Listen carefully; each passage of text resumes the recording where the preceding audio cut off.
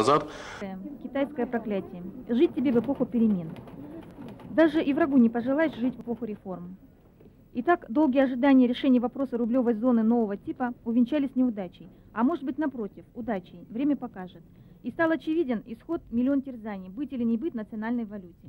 Уже в субботу в прессе был опубликован указ президента республики о неотложных мерах по стабилизации денежной системы, названный некоторыми газетами как мера по защите экономических интересов населения и государства, в котором говорится, что учреждениям банков, вне зависимости от форм собственности, прием наличных денег и юридических лиц в банкнотах Госбанка СССР и Банка России выпуска 61-92 годов осуществлять на специально открываемый для этой цели счет. И если вспомнить ажиотаж, в который впала наша республика во время памятной еще Павловской реформы, то сегодняшняя ситуация просто нетипична для такого уровня реформ. Видимо, вымуштрованные неожиданными перепадами в финансовой политике, казахстанцы предвидели итог московско-алматинских переговоров и встретили его во всеоружии.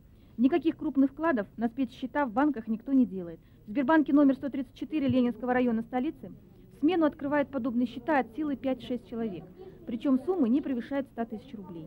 В самом главном торговом доме республики, тем, у кого есть хотя бы эта сумма, прилавки пусты, как если бы по ним пронесся тайфун. А самые дорогие отделы, где продаются хрусталь, машины и ковры, предусмотрительно закрыты администрацией на ремонт или учет.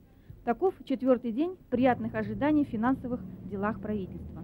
Когда введут тенге, не знает никто. Нацбанк молчит, закрыв на железный засов свой первый и второй подъезд. И остается привычное и любимое для нас занятие – ждать.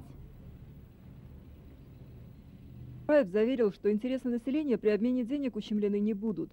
Но люди вполне естественно стремятся вложить старые деньги в товар, объем продажи вырос в десятки раз. Торговля, правда, сознательно сдерживается. И это понятно, так как приток грязных денег из соседних республик продолжается.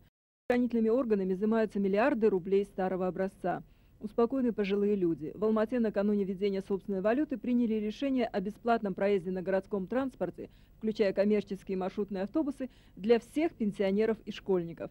Решено также оплаты за коммунальные услуги пенсионерам установить до конца года на уровне расценок 1 августа 1993 года. Все виды информации, справки, документы будут выдаваться малоимущим бесплатно. Техническую помощь при введении собственной валюты оказывают нам россияне. Эксперты двух государств... Вращение президента республики как-то круто изменило жизнь столицы. Те же привычные заботы горожан, субботние покупки на предстоящую рабочую неделю. Госторговля, так же как и частная, особыми богатыми прилавками не балуют.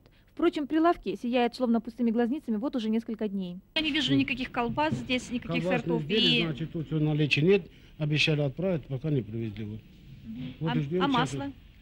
Масло гормозавода я должен получить, вот они не дали, потому что говорят, только будет понедельник. Они что, ждут введения национальной валюты? Ну, видимо, наверное, вот, потому что 3 тонны мне положено оттуда, мне ответили, вот, ну, пока масла не будет, до понедельника. Спору нет, в этой ситуации трудно сдержать ажиотаж, и люди будут покупать все подряд. Одних только тортов за утро было продано 50 штук, тогда как раньше с трудом удавалось продать 5-6. Молока вместо обычных 60 литров